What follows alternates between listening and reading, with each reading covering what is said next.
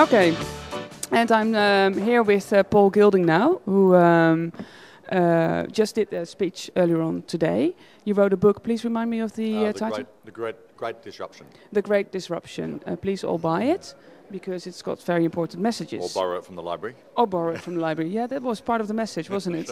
Don't buy it. Or read it online, maybe? Yeah. Yeah? Is it online? You can get most of it on my line on my website, yeah. Okay. Yeah. Anyway, I just told you how this live stream works. Mm-hmm. So let's start with the questions that came in from the viewers. Marlies. The question we had was from Bart. And he says, Paul, you say in your TED Talk, Earth is full. Do you really see solutions in virtuality? So I think there is a lot of opportunity in virtuality, in an experience-based economy, in recognising we can spend money and have economic activity which doesn't involve physical stuff. So yes, that's a very important part of the future. It's not enough by itself to solve the problem, because the issue for us in the West, yes, we can change our approach dramatically and have less staff and have more experience and have virtual experiences, but we have billions of people in the world who currently don't want, as I say, they don't want an iTunes store, right? They want milk and chickens and houses and TVs. They're and at that stage and Easter eggs, and they want stuff. And therefore, yes, there is a lot of opportunity in thinking differently about the economy, but it's not going to be enough to have us smoothly transition to a different approach. Okay. Does that answer the question to Bart? Yes, we're off to the next question. It's from Martin. Do you believe inclusive business, linking large companies to poor communities, can make a difference? Look, I've done a lot of work with business, and I'm a big fan of doing that, because I think there is much opportunity in that space. The caution I have is the idea that some businesses sort of see it as something they do alongside their business. So over here they make money, and then over here they do good things for the world. Yeah. And my point is that doesn't work. You have to actually do good things for the world in order to make money. Yeah. Right. So partnerships, getting involved in communities, sponsoring, investing, and so on, is good, but it needs to be integrated into the business, not kind of philanthropic or volunteer thing on the side. And so as long as it's done that way, to engage people and think about different products and think about the business you're in, then it's a good thing. But it must be careful not to have it into a kind of greenwashing or just a PR exercise. Yeah, so it's a matter of choice. Yeah. Choice and how you do it, and doing it sincerely and deeply, not in a token way. Okay, so referring to your speech, do you think that we don't choose to do good all the time because we're oblivious or because we're in denial? So I think there's a lot of complicated things going on there. I think denial, as I say, is kind of almost a healthy thing for humanity, because sometimes denial helps you cope with grief, helps you avoid things that are too much to deal with.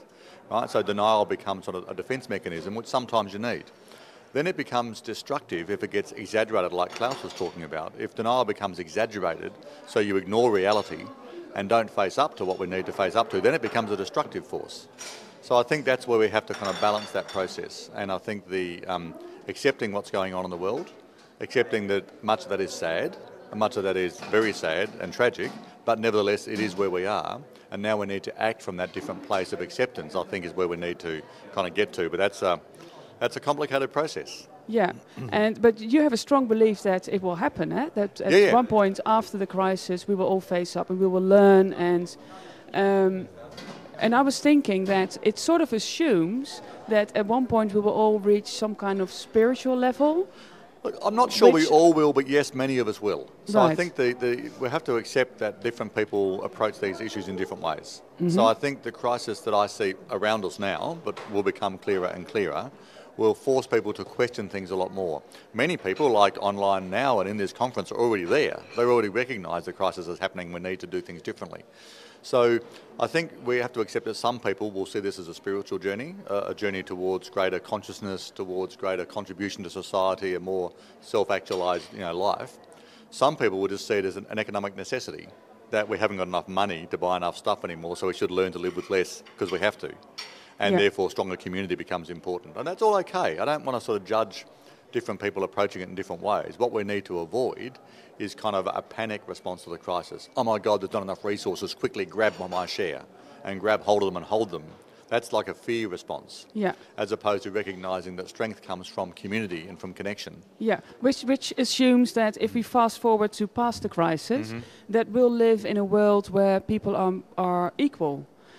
I'd say Is that more. right? I'd say I have a chapter in my book which I call Ineffective Inequality. Right, that we're never going to be equal. No. Right, but we can be extremely unequal, which Yeah. is destructive and really bad for society and for people. Yeah. Or we can be a little bit unequal, which gives us an appropriate reward. You know, humans are humans, right? So we need to kind of get a reward for effort. And so the idea that people work harder or study harder or innovate or take risks, they should be rewarded for that, right? And they should get an extra kind of whatever in return. Part of that's an emotional return. You know, part of it might be a financial return. They get some return for that. But we've gone so far, too far with that. This whole 1%, 99% kind of issue in the Occupy movement is because that inequality has become too extreme. Yeah. But yes, so to answer more directly, yes, we'll be a lot more equal. We have to be a lot more equal in society because the current economy is unfair, and unfair equals unstable. Yeah. So Right. what will happen in the meantime with the millions of people that are uneducated and are starving and thus don't have enough vitamins to develop their intelligence, for instance? Correct. So that's where we have to recognise that we have to deal with that issue as a global society, not just because it's the right thing to do, it is the right thing to do, but because it's essential for our stability, for our economic stability as a society. If we don't deal with extreme poverty, if we don't deal with extreme inequality, then our society becomes unstable. An unstable society to live in is insecure, Yeah. right? It's not a good economy, right? It's not a good place to spiritually, personally be, right? So we have to recognise that we have to deal with that out of self-interest as well as out of a greater moral imperative. Yeah. Otherwise, the society will not survive. Yeah, I follow you, but what I don't quite completely follow yet is that there's a room of people here. They are aware things are, you know, not going into the right way. We need to do something. Then there's millions of people that are oblivious. They're not aware. They're not even aware that there's people here that are looking out for them. Yes. Right? How do these two groups find each other? Yeah, so I think we have to change the system. So I think, and it's sort of a simplistic but a very complicated answer. So the system has to deal with the fact that greater equality and investing in alleviating extreme poverty, for example, like the question you're referring to, is actually the way we normally do things. Right now, we have this sort of individualistic extremism. It's sort of what I call free market fundamentalism, whereas markets by itself is all we have to do. If you let markets go, the world will fix itself up. We're seeing that doesn't work. Yeah. It doesn't just work like morally or ethically, it doesn't work in a practical sense. Yeah. Because the society is destroying the earth, destroying the basis of which the economy lives. So we have to change that kind of the model, the idea behind it, to say, well, of course we have to eliminate poverty. Of course we can't have people suffering malnutrition, because who would want to live in that world? And so, and it's hard to imagine that today, but if you were living in a time of slavery, if you're living in apartheid in South Africa, you couldn't imagine that future being that different. Yeah. And yet amazing things have changed. Yeah. And so we have to imagine the potential for a radical transformation to a point where naturally we will think that, of course, you know, if someone was in this room now, starving next to us, right, lying on the floor, dying from malnutrition, we wouldn't say, oh, sorry, you missed out on the economy, I'm okay. We would act because it was there. And so that's like a consciousness shift we have to make to recognise that they're all just there. Yeah, we should all do yoga. We should all do, yeah, all those things, exactly. We should all be aware of what's happening in our world and responding to it. And that's achievable. It's not an idealistic kind of just a fantasy of spiritual growth. It's a practical need to make our global economy more stable, right, more secure and better for all of us, not just for them. It's not about, you know, we have to give up and they have to have our stuff. It's about recognising that we're all better off with that kind of system. Yeah. Marlies, do we have more questions from viewers? Oh, sorry. Yeah, we actually have a lot of responses coming in on the chat. People saying it's a beautiful vision, wise words. And a new question just came in. Can Paul give examples of where people did take great action? Yeah, look, there's lots of examples around of people who are doing quite extraordinary things. I mentioned one today in my speech. You know, there's a program in Australia, started in Australia now, spreading to the US and to Netherlands, called Buy Nothing New Month. And the idea being that, don't sacrifice everything in your life and live like a life of poverty. Just try for 1 month not to buy anything new except for food and medicine. Yeah. Right? And just see it as a detox program from consumerism. And that idea is now taking off. And it's taking off because we know that this constant consumerism, this constant idea of more stuff doesn't work. It's, forget the sort of moral or environmental impact. It doesn't work for us. It's not making us happier. So the average level of life satisfaction and happiness in the Western world hasn't gone up for decades, despite the fact that we have more and more economic growth. So people are responding to that. People are running programs like this, Buy Nothing New Month. They're responding in ways of just living a different life and saying, actually, students who are saying, I don't want to work for a coal company or an oil company. I want to work for an entrepreneurial startup, a social company that's doing something useful. Big companies are seeing that they need to be doing responsible business to attract the best students. People like the Bill McKibben movement for 350.org, organising young people to act on climate change, but not in anger, but in with love, right? So recognising that, celebrating and being recognising we need to kind of project a new society in the way we build it is actually a very important part of that process. And look, in technology, amazing things are happening. Solar power is dropping in price dramatically. Financial markets are starting to wake up to the risk inherent in investing in coal and oil. So we're seeing it at many different levels. Different companies doing things, trying new ideas out and so on. So I think we see lots of those examples. Okay. And let me see if there's a reaction on the chat on this. Not yet, Marlies? There are no new questions anymore, but I think everybody's really happy with all the answers they got. Yeah, so let's go into that Buy Nothing New month for a second. How does it actually work? It doesn't mean that you can't spend money, right? Correct. So what it means is that just try for 1 month not to buy any new physical product, right? Except for food, obviously, and medicine and like urgent things you have to have. But new as in new from a shop. Right. So what it means is you can go and buy second-hand things. Yeah. You can go to a swap party where you exchange clothes. You can go to a second-hand shop. You can buy things online second-hand. So think about your stuff. And it's not that doing it itself is going to save the world. Right, that's not the idea. The idea is to help you think about consumerism. Yeah, to help and it starts with yourself. Starts with you. Yeah, right, and don't see it as a moral question. See it as a opportunity for a greater awareness of your life. Yeah. Because we're all kind of surrounded by marketing messages and consume this and buy this, and if you're not happy you bought the wrong one, buy a new one. There's a new one come out. The sort of Apple iPhone campaign, which drives me mad. This changes everything. No, it doesn't. It's just a new phone. Yeah. It doesn't change anything. Yeah. Right? So that idea that we can somehow have, satisfaction, we can be sexier, happier, smarter, cooler by having a physical thing, we know is wrong. Yeah. But when we're bombarded with those messages every day, it's hard to sort of break out of the cycle. Yeah. And it's not like, good people don't do it, or bad people, being irresponsible. We all have it. We all suffer from it. Yeah. And it comes from this idea that is not a bad thing, which is that for many thousands of years, many millions of years, having enough stuff was really important. Because that stuff was food. Yeah. Right. And so for our genes have kind of evolved with the idea of get enough food, hold on to it, store it for winter, and so that comes from an understandable place. But we've kind of exaggerated it and gone to the extreme with it, like Klaus talks about, and that becomes destructive. Yeah. So we have to kind of break out of that, and that's the idea that if you just consciously buy less stuff, have a month buying nothing new, etc., and do it amongst your friends and form clubs around it and go to the websites that talk about it and register what you're doing and what the experience was, because most people who do that, there's another one is the Compact in the US, where people did it for a year, bought nothing new for a year, and they said the sort of shock to their system was enormous and really hard to actually adapt to that, but then in the end they worked out new ways of living, and they all reported their lives had improved. Okay, so where can we find those people? Because there are exactly. Example, we'll just right? search for Buy Nothing New Month, and you'll find some of those. Search for the Compact, which is the US organisation. The Compact. The Compact. There's another one, a guy in New York who wrote a book called No Impact Man. He said, I'm going to have no environmental impact for a year, and wrote a book and a blog around that. There's another one, the 100 Thing Challenge. So this guy who said, I'm going to own 100 things. I'm going to get rid of everything else and just own 100 things myself. Yeah. And how you did that. And just so really good stories. Yeah. and recognising it can be quite hard, but when you get past that resistance and overcome it, you're actually liberated in that process, and that's where the good examples are. Okay, Steph, there's a question from the social media team, Marlies. Okay.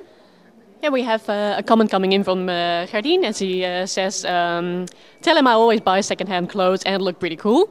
And we had another question coming in from Michael. Please ask him, what can I do tomorrow to change my world or life? Mm-hmm. Yeah, good question. The first comment is really important, that we have to make it cool. Yeah. We have to make it uncool to always buy new stuff. Yeah. Right? We've got to make it cool to buy second hand, cool to reuse things, cool to fix things, go back to fixing things that are broken, and recognise it's not, I really want to emphasise this strongly, it's not a sacrifice. No. It's improving your life. Yeah. And so we have, because the human desire to improve your life, improve your quality of life is very strong. Yeah, you get more depth into your life. Exactly. It's healthy. It's good to want to improve things. Just recognise you don't improve things by buying more stuff. Yeah. So, a new iPhone makes you feel dirty. Yeah.